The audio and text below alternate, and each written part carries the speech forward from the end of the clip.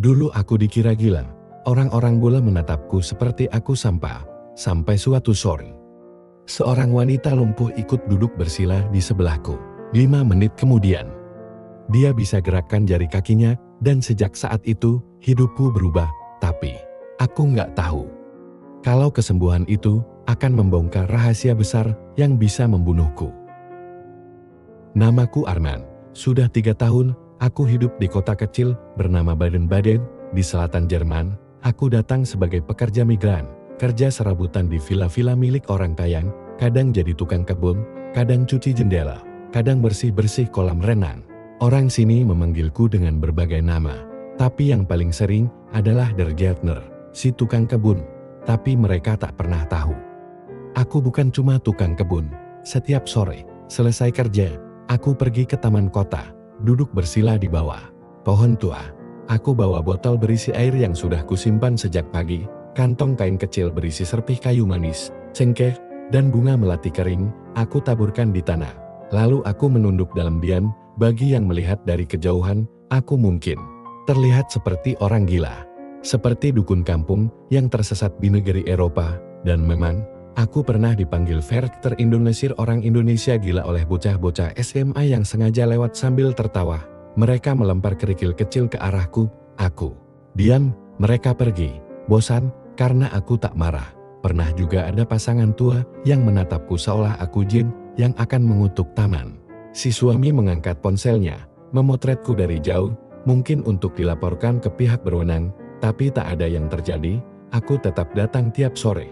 Buatku, ritual itu penting, bukan buat orang lain, tapi buat diriku sendiri. Aku tumbuh di desa, di kaki Gunung Lawu. Kakekku adalah dukun Jawa yang juga hafal Al-Quran aneh, ya. Tapi begitulah, dia mengajariku cara menjaga energi hidup dalam tubuh. Katanya, doa yang dilafalkan dengan sungguh-sungguh, disertai kesadaran alam dan tanah, tempat kita berpijak, bisa menjadi jembatan antara luka manusia dan kuasa langit.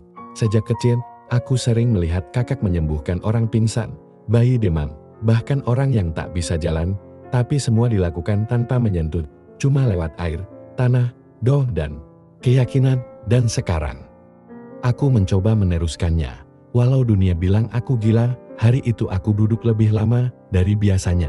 Matahari mulai turun ke balik bukit, angin sore membawa aroma bunga liar dan asap rokok dari bangku sebelah. Tapi aku tetap tenang, tangan kiriku menyentuh tanah, tangan kananku di dada. Aku berdoa untuk seseorang yang pernah kutemui minggu lalu, seorang nenek yang mengeluh lututnya sakit, tapi tak bisa ke rumah sakit karena tak ada asuransi. Semoga Gusti Allah kasih jalan. Gumamku lirik. Tiba-tiba aku merasa ada yang memperhatikan. Aku membuka mata perlahan di bangku taman seberang. Ada seorang wanita muda, wajah bule, rambut pirang diikat rapi, pakai blazer putih, celana panjang keren. Tapi yang membuat mataku membelalak, dia duduk di kursi roda. Wanitanya cantik sekali, tapi wajahnya dingin, nyaris tanpa ekspresi. Dia menatapku tanpa berkedip, seperti menilai, seperti sedang menonton makhluk aneh dari planet lain. Aku refleks, menunduk lagi, tapi dalam hati aku merasa sorot matanya bukan sorot biasa. Seperti ada sesuatu di balik tatapan kosong itu. Keesokan harinya, dia muncul lagi, duduk di kursi yang sama, dan sore berikutnya lagi. Kali ini dia ditemani seorang laki-laki bersetelan jas, mungkin perawat, mungkin sopir. Setiap sore aku ritual. Setiap sore dia mengawasin, kadang dari dekat, kadang pura-pura membaca buku. Tapi matanya tetap padaku, sampai akhirnya, hari kelima, dia berkata untuk pertama kalinya, "Was matches to the egentlig." Suara buah yang dingin dan kaku, tapi tajam. Aku mengerti artinya. Sebenarnya kamu ngapain sih di situ? Aku menatapnya, diam, lalu menjawab dengan bahasa Jerman yang patah-patah, "Batan ich. BTFL. Di world. Berdoa, aku berdoa untuk dunia." Dia mendengus, matanya menyipit, lalu berkata sambil tersenyum sinis, "Kalau kamu bukan gila, berarti kamu pasti penyihir." Aku tak menjawab, tapi entah kenapa, kalimatnya itu justru membuatku tersenyum. Aku tak tahu bahwa wanita lumpuh di depanku ini bukan orang biasa. Dan aku sama sekali tak menyangka bahwa dalam waktu beberapa hari ke depan, dia akan duduk di sebelahku. dan dunia akan menyaksikan keajaiban yang membuatku berubah dari orang gila jadi orang yang diburu. Namanya Sofia, aku baru tahu itu seminggu setelah ia terus muncul di taman. Seorang sopir yang biasa menemaninya memanggil, "Miss Sofia, sudah mau pulang?"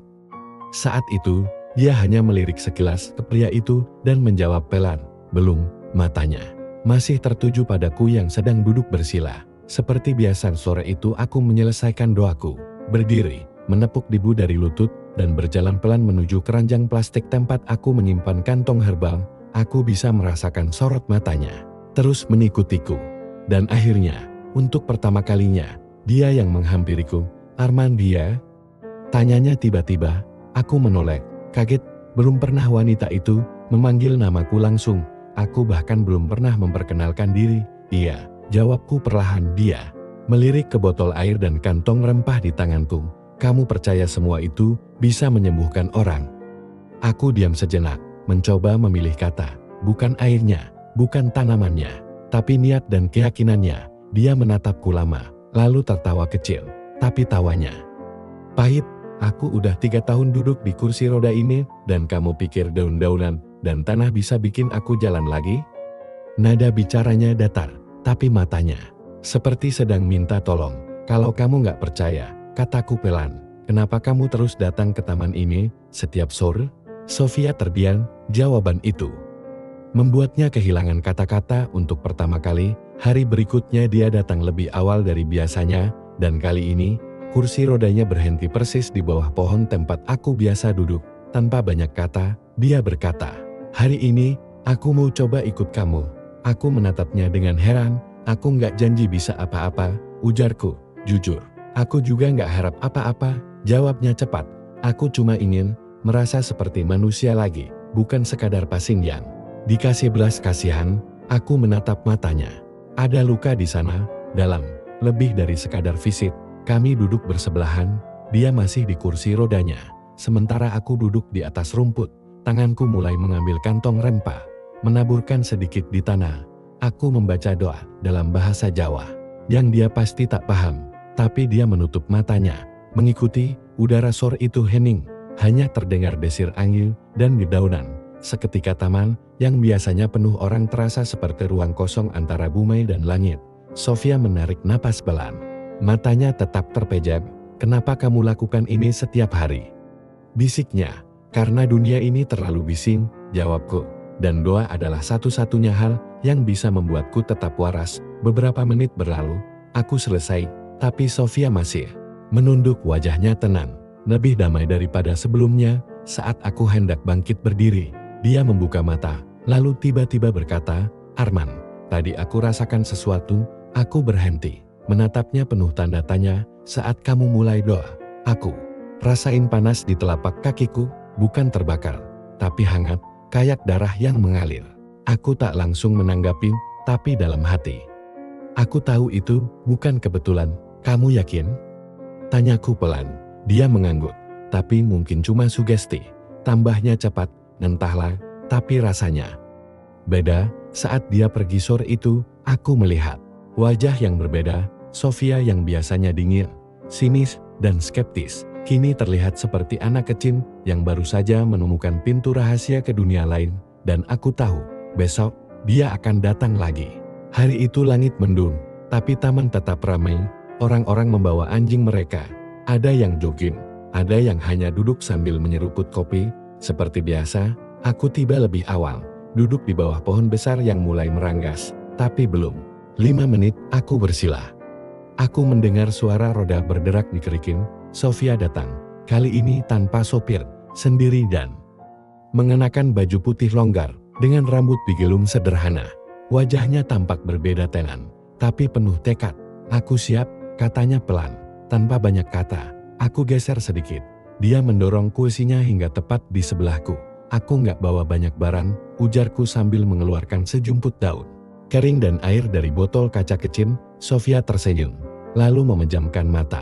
Tangannya di pangkuan, nafasnya teratur. Aku mulai membaca doa dalam hati, bahasa Jawa yang hanya aku dan kakekku pahami. Aku taburkan sedikit tanah di sekeliling kami, lalu menunduk, memejamkan mata.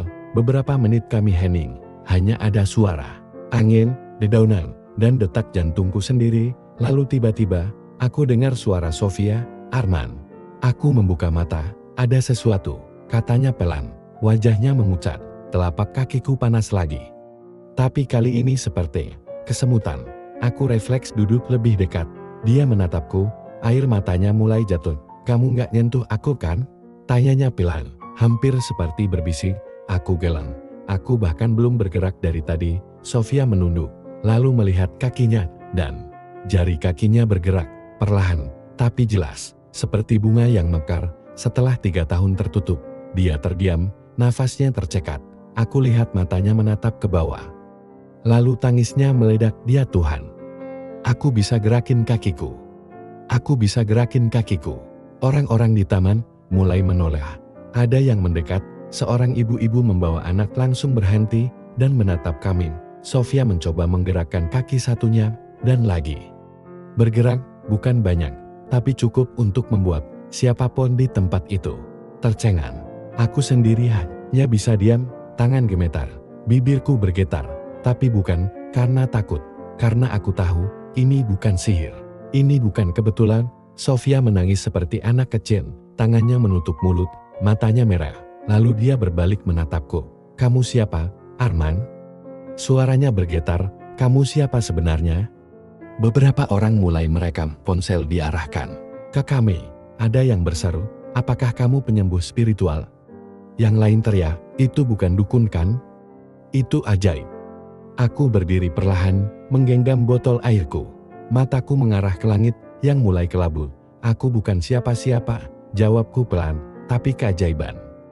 Kadang datang lewat orang yang kalian sebut gila." Sore itu, taman kecil di Jerman berubah jadi medan keajaiban, tapi aku tahu. Setelah ini, hidupku tidak akan pernah sama. Malam itu, aku tak bisa tidur. Video Sofia yang bisa gerakan kakinya tersebar di mana-mana. Ada yang memujiku sebagai penyembuh spiritual dari Indonesia. Ada juga yang menyebutku dukun sesat yang meracuni pikiran wanita lumpuh. Wartawan mulai berdatangan ke villa tempatku bekerja. Beberapa tetangga mulai memasang wajah aneh saat bertemu aku di jalan. Aku pikir keajaiban akan disambut dengan pujian, ternyata tidak. Besok paginya, aku dipanggil oleh majikanku, Frau Helga. Wajahnya kusut, di tangannya ada secarik koran lokal. Foto besar terpampang di halaman utama. Aku duduk bersila di taman. Sofia menangis di kursi roda. Judulnya, "Penyembuhan Ajaib atau Manipulasi Emosional. Kisah viral sang TKI dan janda pewaris rumah sakit Arman. Apa yang kau lakukan sebenarnya?" tanya Frau Helga. Nada suaranya bukan marah, tapi takut. "Kamu menyembuhkan dia? Atau kamu hipnotis?" Aku hanya menggeleng. Saya tidak menyentuhnya, tidak juga menjanjikan apapun. Dia yang datang sendiri, saya cuma berdoa. Frau Helga menatapku lama, lalu berkata, "Hati-hati, Arman, keluarga perempuan itu bukan orang biasa." 3 jam kemudian, aku dikejutkan oleh kedatangan mobil hitam panjang di depan villa. Dari dalam keluar 2 pria berjas dan 1 wanita tua, yang langsung kuingat dari video gala amal rumah sakit tahun lalu. Madame Lichtenberg, ibu dari mendiang suami Sofia, dan direktur kehormatan jaringan rumah sakit terbesar di Jerman Selatan. Mereka tidak menyapa, langsung menyodorkan surat resmi berbahasa Jerman. Kata mereka, aku dituduh melakukan praktik pseudoterapi ilegal tanpa lisensi. Aku tidak paham semua isi suratnya, tapi kalimat ini jelas tertulis tebal. Manipulasi spiritual terhadap pasien. Trauma medis bisa dikategorikan sebagai penipuan dan pelanggaran hukum kesehatan. Aku ingin marah, tapi tubuhku malah lemas. Mereka ingin mengusirku. Mereka ingin membungkam semua ini. Sore harinya, aku duduk di taman seperti biasa, tapi kali ini tak ada ritual. Aku hanya menatap langit, seolah sedang bertanya, apakah aku salah? Tiba-tiba, Sofia muncul, tapi kali ini dia berjalan, masih pelan, masih agak gemetar, tapi dia berjalan. Orang-orang di taman terdiam, mereka menatapnya seperti melihat keajaiban hidup. Sofia duduk di sampingku, nafasnya sedikit terengah. Aku tahu mereka mengancammu, katanya pelan, keluargaku. Mereka mengira aku hanya ilusi, tapi aku tahu apa yang aku rasakan, Arman, dan aku tahu itu bukan karena kamu menyentuhku, tapi karena kamu membuatku percaya lagi. Aku menoleh, Percaya pada apa? Tanyaku, pada diriku sendiri, pada sesuatu yang lebih besar dari logika. Dan, pada kamu, malamnya, aku menerima pesan dari nomor tak dikenal, kalau kamu tak pergi dari kota ini, dalam 24 jam, kau akan dideportasi, kami tahu kamu hanya TKI kontrak, tak akan sulit mengusirmu. Aku membacanya berulang kali, tanganku gemetar, bukan karena takut, tapi karena aku sadar, keajaiban yang terjadi kemarin, adalah sesuatu yang mereka tidak bisa kontrol, dan itu menakutkan mereka. Sofia menjemputku dengan mobilnya sendiri, dia yang menyetir. Meskipun kakinya masih belum sepenuhnya pulih, tapi dia tersenyum sepanjang jalan, seolah dunia telah kembali memberinya arah. Aku ingin kau melihat rumahku, katanya, tenang, dan aku ingin kamu tahu semuanya. Aku belum pernah masuk ke lingkungan elit seperti itu, rumahnya lebih cocok disebut istana, gerbangnya tinggi. Halamannya seperti lapangan sepak bola, penuh bunga-bunga aneh, yang bahkan takut tahu namanya, dinding kaca menjulang, dan pelayan berjajar di pintu menyambut kami, tapi anehnya, tak ada satupun yang menyambutku dengan ramah. Semuanya menunduk dan cepat-cepat masuk setelah melihatku.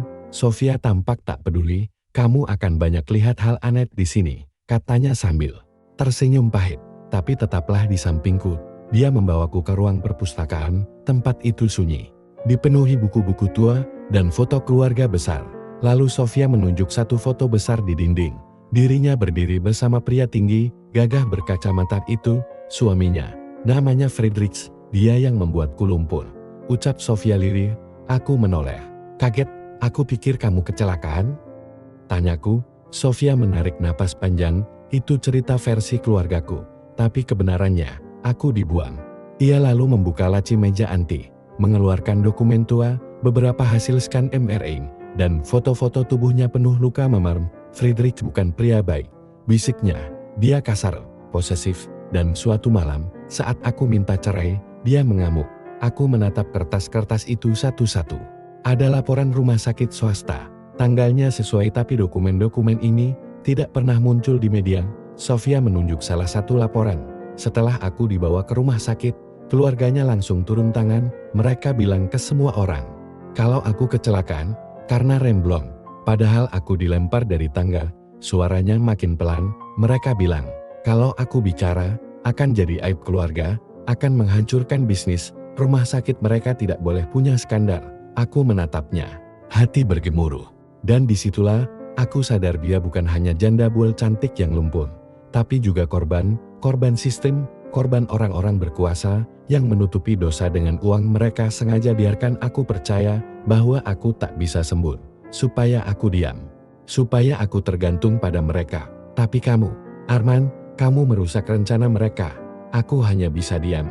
Hatiku campur aduk, tak pernah terpikir bahwa doaku yang sering ditertawakan orang ternyata jadi pemantik untuk membongkar borok sebesar ini. Sofia menatapku tajam, kalau mereka tahu kamu sudah lihat semua ini, kamu bukan cuma akan diusir, Arman, mereka akan cari cara agar kamu menghilang selamanya. Aku berdiri, menyimpan semua yang baru kulihat di kepala dan dada. Kenapa kamu tunjukkan semua ini ke aku?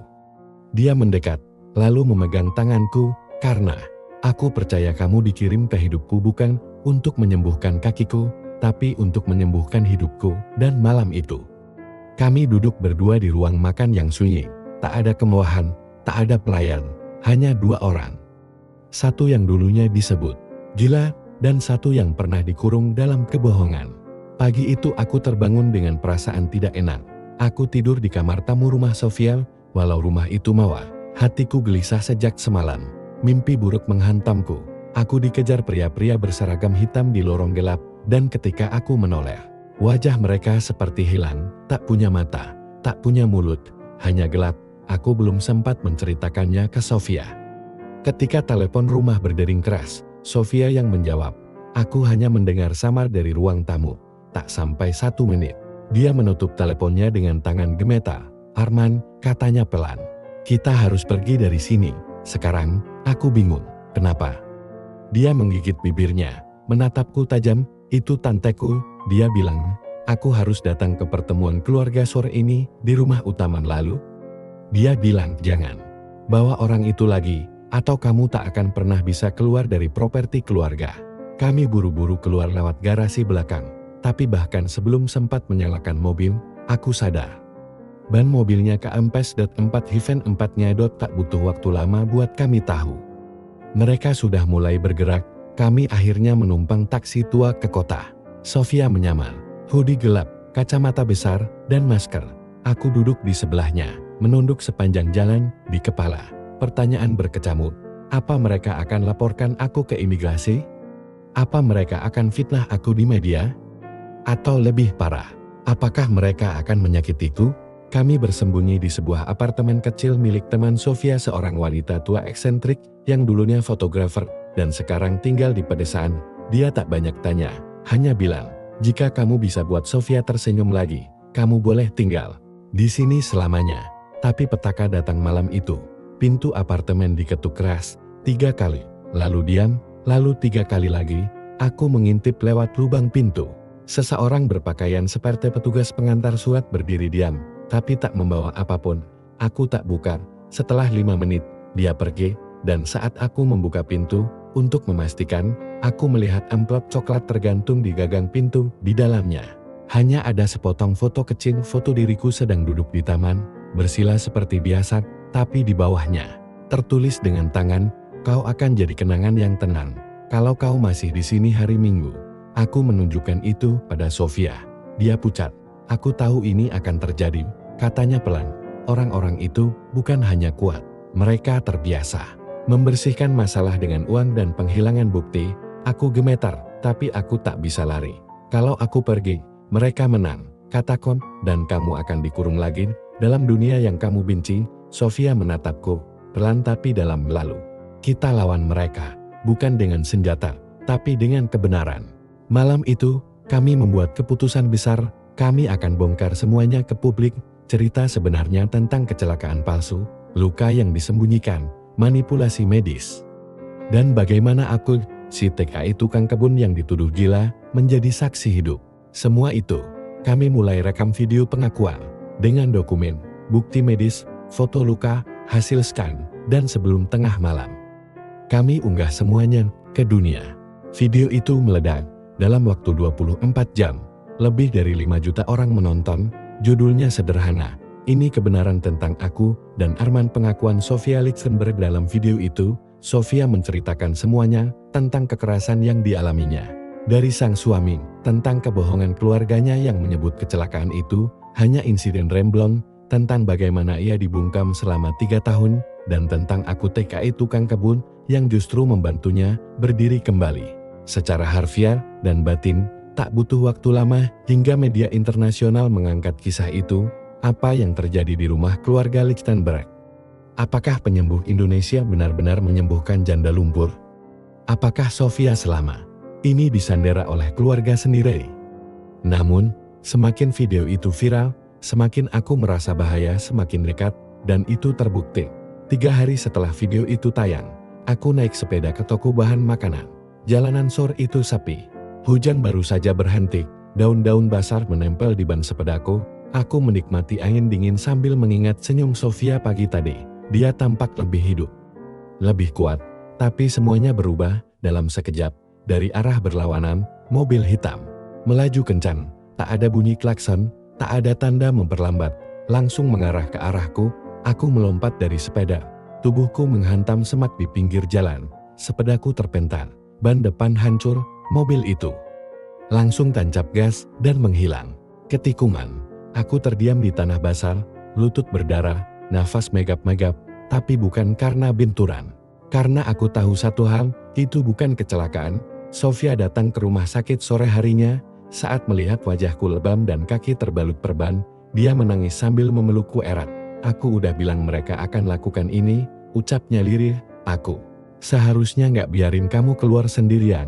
Aku mengangkat tangannya pelan. Sofia, apa kamu yakin masih mau teruskan ini? Dia mengangguk. Aku tidak akan lari lagi, Arman. Aku sudah lumpuh sekali. Aku tak mau jadi lumpuh lagi. Karena ketakutan, kami tahu, kalau kami menyerah sekarang, mereka menang. Malam itu, kami menerima email dari seorang wartawan investigasi di Berlin. Dia menawarkan bantuan, mengaku punya rekaman rahasia yang mungkin bisa menghancurkan nama besar Lichtenberg Medical Group. Untuk selamanya, Sofia menatapku, "Apa kamu siap?" Aku menggenggam tangannya erat. "Kalau kita sudah masuk ke medan perang ini, jangan setengah jalan." Berlin, 3 bulan kemudian, gedung tinggi pencakar langit dengan kaca hitam mengilap, berdiri megah di tengah kota. Di salah satu lantai atasnya, konferensi pers besar diadakan. Wartawan dari berbagai negara hadir, sorot kamera, mikrofon, dan bisik-bisik. Dari balik masker memenuhi ruangan, dan aku, si Armand TKI yang dulu cuma tukang kebun di taman belakang villa, kini berdiri di podium, mengenakan jas pinjaman dengan napas sedikit gemetar. Di sampingku, Sofia yang kini berjalan tanpa bantuan kursi roda. Beberapa hari sebelum momen itu, rekaman yang dijanjikan oleh jurnalis investigasi benar-benar sampai ke tangan kami. Isinya, suara dari rapat internal keluarga Lichtenberg tahun 2022, yang secara eksplisit membahas strategi mengunci kondisi medis Sofia demi stabilitas saham. Biarkan saja dia di kursi roda, kasih obat penenang, terapi minimal, publik lebih simpatik kalau dia lemah. Kalimat itu menggelegar ke seluruh dunia, media global meledak. Skandal medis terbesar di Eropa abad ini, rumah sakit terbesar ternyata penjara, diam-diam janda pewaris disekap oleh keluarga sendiri. Para pengacara elit keluarga itu dipaksa mundur, saham Lichtenberg Medical jatuh bebas, mereka tak bisa lagi sembunyi. Hari itu di konferensi pers, Sofia angkat bicara, dan kalimatnya menjadi penutup yang membungkam semua yang hadir. Mereka menyebut Armand sebagai gila, tapi kegilaannya justru menyelamatkanku dari dunia yang lebih gila. Aku menatapnya, tak bisa berkata apa-apa. Setelah itu, hidup kami tak pernah sama. Kami meninggalkan Jerman, memilih tinggal di Indonesia, di dataran tinggi Jawa. Kami mendirikan sebuah pusat pemulihan trauma dan meditasi bernama Taman Sembuh, tempat di mana siapapun bisa datang, tak peduli status atau asal, untuk merawat luka jiwa dan tubuh. Bukan dengan alat medis canggih, tapi dengan doa, tanah, air, dan keyakinan. Dan yang ritualku masih sama, duduk bersila di bawah pohon, taburkan rempah, pejamkan mata, doakan orang-orang yang datang dengan hancur agar pulang dengan utuh. Satu hari, seorang pria bul datang ke taman itu. Tubuhnya gemetar, matanya sembab, tangan membawa selembar foto lusuh. Foto itu adalah aku, waktu duduk bersila di taman Jerman dulu. "Aku dulunya menertawakanmu di video," katanya terbata. "Tapi sekarang aku kesini karena istriku depresi dan ingin mati." Matanya berkaca-kaca. "Bisakah kamu bantu dia seperti kamu bantu Sofia?" Aku tersenyum. Bukan aku yang menyembuhkan mereka, tapi mereka yang membangunkan kembali harapan mereka sendiri. Dan saat pria bul itu duduk bersila di sampingku, aku sadar satu hal, dunia memang penuh luka, tapi selama kita percaya, doa dan ketulusan bisa jadi obat yang paling mujarab. Tamat.